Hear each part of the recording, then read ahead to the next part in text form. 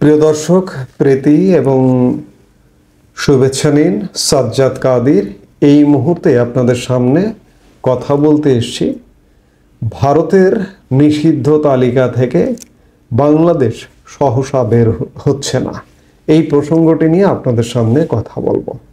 এবার ভারতের নিষিদ্ধ তালিকায় যুক্ত হলো বাংলাদেশ রেলওয়ের আরও 3টি প্রকল্প।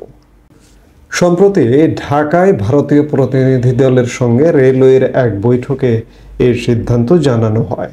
ভারতের অর্থায়নে বাতিল হওয়া 3টি প্রকল্প হলো রংপুর কাউনিয়া থেকে দিনাজপুরের পার্বতীপুর পর্যন্ত রেলপথ প্রকল্প, খুলনা দর্শনা ডাবল লাইন নির্মাণ প্রকল্প এবং বগুড়া সিরাজগঞ্জ ডুয়েল গেজ নির্মাণ প্রকল্প।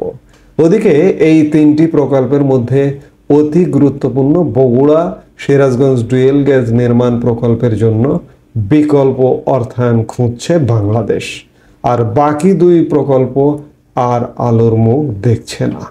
এ নিয়ে রেলপথ সচিব ফাহমিদুল ইসলাম বলেন, বগুড়া সিরাজগঞ্জ প্রকল্পটি সর্বোচ্চ অগ্রাধিকার প্রাপ্ত প্রকল্প এবং দ্রুত এর জন্য বিকল্প অর্থায়নের ব্যবস্থা করার চেষ্টা করছি আমরা। ভারতের ঋণে বাংলাদেশ রেলওয়ের 6টি প্রকল্প ছিল, তবে 10 বছরে এসব প্রকল্পের মাত্র 1টি প্রকল্প অর্থাৎ খুলনা মোংলা রেলপথ নির্মাণ শেষ হয়, যার কাজ শুরু হয়েছিল 2016 সালে। ভারতীয় ঋণ বা লাইন অফ ক্রেডিটের এলওসি আওতায় রেলের এই 6 প্রকল্পের মোট খরচ ধরা হয়েছিল 14,788 কোটি টাকা।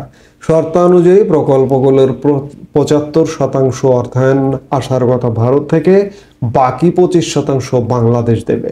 ভারতীয় ঋণের এসব প্রকল্পের অর্থ দেবে দেশটির এক্সিম ব্যাংক। চুক্তি অনুসারে 75% পণ্য সেবা ভারত থেকে আমদানি করতে হবে, বাকি 25% পণ্য অন্য অঞ্চল থেকে কেনা যাবে। 6টি প্রকল্পের মধ্যে ভারত চলমান 2টি প্রকল্পে অর্থায়ন অব্যাহত রাখার সিদ্ধান্ত নিয়েছে। এর মধ্যে একটি হলো Dhaka Tongi Joydebpur dual gauge rail line নির্মাণ প্রকল্প, যার কাজ 2027 সালের মধ্যে শেষ হওয়ার কথা রয়েছে। অন্য প্রকল্পটি হলো কুলাউড়া শাহাবজপুর সেকশন পুনর্বাসন প্রকল্প, যা 2011 সালে শুরু হয়েছিল, এখনো শেষ হয়নি। এই প্রকল্পের 53% কাজ সম্পন্ন হয়েছে।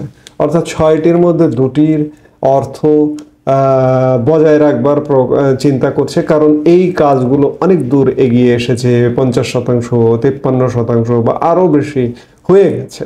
যে কাজগুলো হয়ে গেছে সেগুলোর অর্থায়ন বজায় থাকবে, কিন্তু যেগুলো প্রস্তাব নেওয়া হয়েছিল প্রকল্প, এখনো পর্যন্ত অর্থায়ন শুরু হয়নি, ঠিকাদার নিয়োগ হয়নি, সেগুলো বাতিল। অর্থাৎ ভারতের সাথে সম্পর্কটা তলানিতে। আমরা জানি, এই সম্পর্ক নিয়ে আমরা শতবার আলাপ করেছি। এই তলানিতে যাওয়ার জন্য ভারতের সাথে নতুন নতুন প্রকল্প তো দূরের কথা, যে প্রকল্প প্রস্তাবগুলো পাশ হয়েছিল, ঠিকাদার নিয়োগ বাকি ছিল, অর্থায়ন বাকি ছিল শুরু করা, সেগুলো পুরোপুরি বাদ। অর্থাৎ ভারতের সাথে নতুন বিনিয়োগ সম্ভাবনা নেই বললেই চলে আপাতত। বিশেষ করে মোহাম্মদ ইউনূসের সরকার অন্ততপক্ষে যতদিন আছে, ভারত বাংলাদেশে নতুন বিনিয়োগ করতে আগ্রহী নয়। এই প্রসঙ্গটি নিয়ে এই যে বলি যে শুধু ভারত কেন, পৃথিবীর কোনো দেশ এই মুহূর্তে বাংলাদেশে বিনিয়োগ করতে আগ্রহী হচ্ছে না।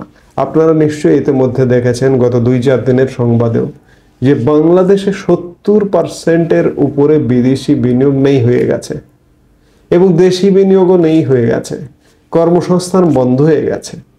এটির কারণটা হচ্ছে মোহাম্মদ ইউনূস সরকারের অগ্রাসী অ্যাটিটিউড। সবচেয়ে বড় কথা যে ভারতকে খেপিয়ে দেওয়া।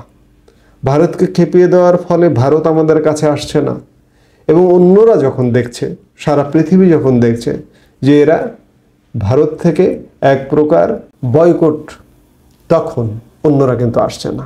এই যে সর্বশেষ আমরা একটি ঘটনা দেখলাম যে বাংলাদেশের প্রধান উপদেষ্টা মোহাম্মদ ইউনূস থাইল্যান্ডে অনুষ্ঠিত বিমস্টেক সম্মেলনে ভারতীয় প্রধানমন্ত্রী নরেন্দ্র মোদীর সাক্ষাৎ চাইলেন, চিঠি দিয়ে সাক্ষাৎ চাইলেন, কিন্তু ভারত কর্তৃপক্ষ সেটি নাকচ করে দিয়েছে।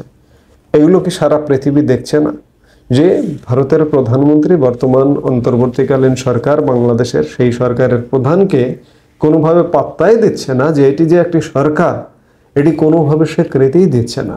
ভারতীয় পররাষ্ট্র মন্ত্রণালয়ের কথাবার্তায়, ভারতীয় সেনাবাহিনীর কথাবার্তায় বিভিন্ন সময় উঠে এসেছে যে বাংলাদেশে যদি নির্বাচিত সরকার আসে তবেই শুধুমাত্র সম্পর্কের উন্নয়ন হতে পারে। অর্থাৎ এই মুহূর্তে সম্পর্কের উন্নয়নের কোনো সম্ভাবনা নেই। সেই জায়গা থেকে ভারতীয় প্রকল্প বাতিল হলো এবং এটি হওয়ার কথা, হওয়া স্বাভাবিক। এখন বাংলাদেশের ঘুরে দাঁড়ানোর স্বার্থে, উন্নয়নের স্বার্থে আমাদের বাংলাদেশের একটি বৃহত্তম উন্নয়ন অংশীদার, আমি যদি বলি যে চীনের পরে দ্বিতীয় বৃহত্তম উন্নয়ন অংশীদার ভারত, তাহলে ভুল বলা হবে না। সেই ভারত এবং সারা পৃথিবীর সাথে সম্পর্ক উন্নয়নে মোহাম্মদ ইউনূসের সরকারের পরিবর্তন খুব বেশি প্রয়োজন এবং শীঘ্রই সেটিই করতে হবে। এর বিকল্প কোনো রাস্তা নাই। এই মুহূর্তে এ পর্যন্তই। সবাই ভালো থাকুন, সুস্থ থাকুন। আমাদের ভিডিওগুলো নিয়মিত পেতে সাবস্ক্রাইব করুন Sajjad Kadir and the legends YouTube channel এবং লাইক, কমেন্ট, শেয়ার করে সাথে থাকুন।